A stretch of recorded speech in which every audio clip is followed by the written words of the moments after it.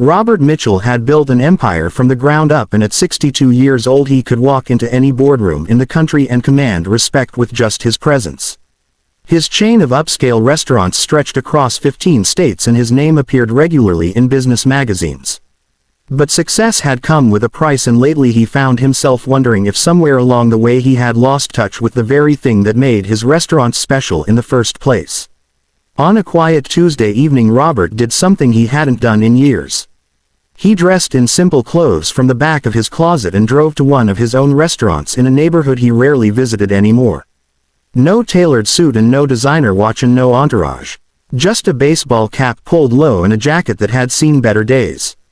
He wanted to see his restaurant the way his customers saw it, and more than that, he wanted to remember what it felt like to be invisible.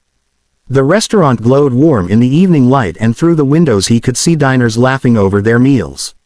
For a moment Robert felt a flutter of pride. This was his creation. But then he pushed through the door as just another customer, and something shifted inside him. The hostess barely glanced at him before gesturing vaguely toward the bar area. No warm greeting and no eye contact. Robert felt an unfamiliar sting of dismissal, but he reminded himself this was exactly what he had come for. The truth. He took a seat at the bar near the end where the light was softer.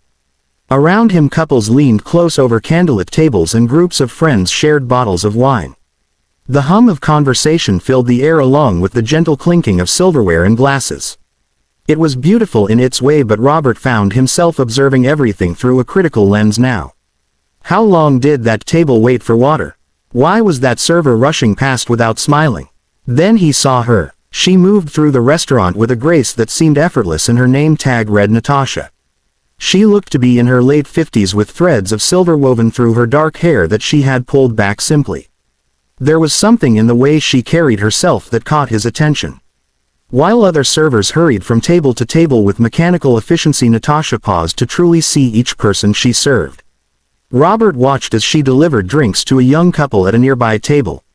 Instead of simply setting them down and moving on, she noticed the woman's worried expression and said something soft that made her smile. The small gesture took only a moment, but it transformed the entire interaction from transactional to human. When Natasha finally made her way to the bar, Robert was ready with his order. But she didn't immediately ask what he wanted. Instead, she looked at him, and really looked at him in a way that made him feel seen for the first time all evening. "Long day?" she asked, and her voice carried genuine warmth. Robert was surprised by the question. In his expensive suits, people asked him about business deals and market trends. No one asked if he was tired. "You could say that," he replied, and managed a small smile. Natasha nodded knowingly. "I'll get you something good then. Trust me." She returned a few minutes later with a glass of red wine and a small plate of the house bread with olive oil. Robert hadn't ordered either, but he found himself grateful for both. "Thank you," he said, and meant it. "Of course," Natasha replied, and then she did something that surprised him even more. She didn't rush away. Instead, she folded her hands on the bar and asked, "First time here?" Robert hesitated. In a way, it was his first time here as just a customer. "Yes," he said simply.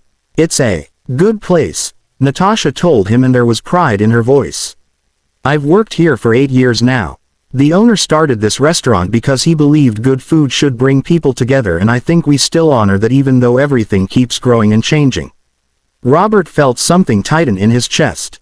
He had started these restaurants with exactly that belief, but somewhere in the expansion and the investor meetings and the profit margins he had forgotten to hold on to it. Throughout the evening, Robert noticed more and more. He saw how Natasha checked on an elderly man dining alone and made sure he felt included in the warmth of the restaurant. He watched her joke gently with a frazzled father whose toddler had spilled juice everywhere, and her kindness seemed to ease the man's embarrassment. She moved through her work with a quiet dignity that elevated everyone around her. But he also saw other things that troubled him. He noticed servers who ignored customers who didn't look wealthy enough to tip well. He saw the hostess scrolling through her phone when she should have been greeting guests. He watched his manager walk past a table that had been waiting too long for their check without even noticing. When Natasha brought Robert his meal, she set it down with care and asked if he needed anything else. And here, in this moment of simple service, Robert felt the weight of all his years in business, and all the decisions he had made, and all the ways he had perhaps drifted from his original purpose. "Can I ask you something?" he said, and Natasha paused. "Of course. Why do you do this?" Robert gestured around the restaurant.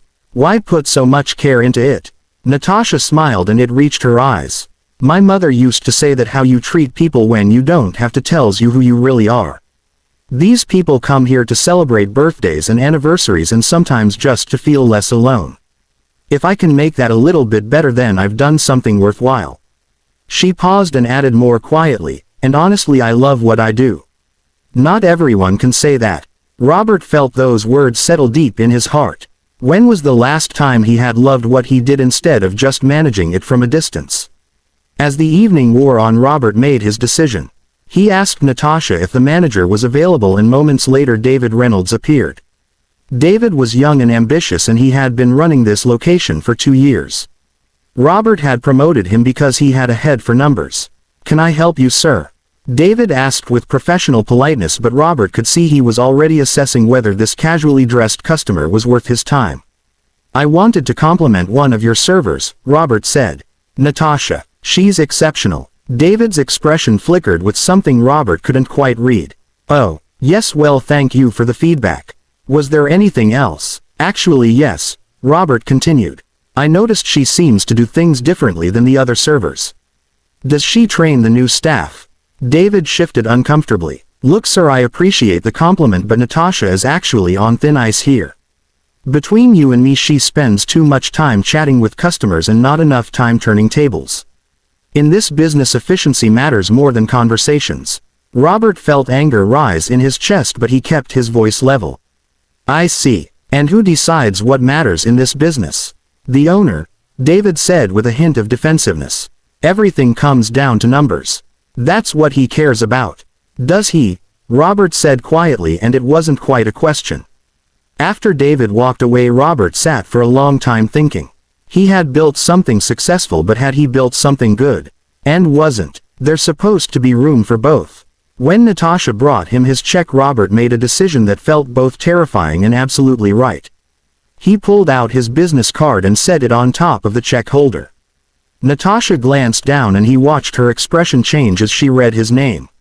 Her eyes widened and she looked at him with a mixture of surprise and confusion and perhaps a touch of worry. "You're," she started. "I am," Robert confirmed. "And I have a question for you." Natasha waited and Robert could see her mind racing. Was she in trouble? Had he heard what David said? "That belief your mother had about how we treat people," Robert began. "Do you think I've forgotten it?" Natasha looked at him for a long moment and Robert could see her weighing her words carefully. Finally she spoke with the same honesty she had shown all evening. "I think you're here," she said simply, "and that means you haven't." Those two words hung in the air between them. You're here. Not in a boardroom or looking at spreadsheets or making decisions from a distance. Here in his own restaurant, seeing what it had become and more importantly seeing what it could still be. Robert felt something break open inside him, and it was painful and necessary all at once.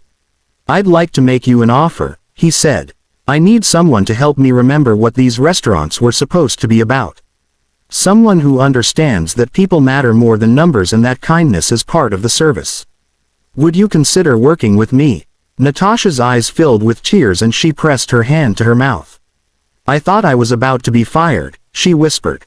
"Fired?" Robert shook his head. "You're the only person here who's doing the job right." Over the next few months, Robert and Natasha worked together to transform not just that restaurant but the entire chain. They retrained staff on the importance of genuine hospitality. They changed policies that prioritized speed over service. And most importantly, they reminded everyone that restaurants existed to nourish not just bodies but souls. David, the manager, eventually moved on to a company that valued his approach more. The hostess was counseled and eventually found her warmth again. And slowly the restaurants began to feel different. Customers noticed and the word spread. Business didn't suffer as Robert had feared. Instead it grew because people wanted to go where they felt valued. On a Tuesday evening 1 year later, Robert sat at the same bar in the same restaurant. But this time he wasn't disguised and he wasn't alone. Natasha sat beside him and they were reviewing feedback from customers. Every comment spoke of feeling welcomed and cared for. "You know what I realized?" Robert said, looking around at the warm, bustling restaurant. I had forgotten that success without purpose is just noise. And purpose without presence is just theory. You have to show up. Natasha smiled. Your mother would be proud, she said. Robert felt his eyes sting. His mother had passed years ago, but she had been the one who taught him to cook and to feed people with love. Somehow in all his success he had drifted from that lesson. But he had found his way back. Thank you, he said to Natasha. For reminding me. She placed her hand over his. Thank you for listening. And in that moment Robert understood that the greatest things in life were often the simplest. A kind word and a moment of presence and the willingness to see people as they truly were. These were the things that mattered, and these were the things worth building a life around. He was 63 years old now, and finally he felt like he was doing what he was meant to do.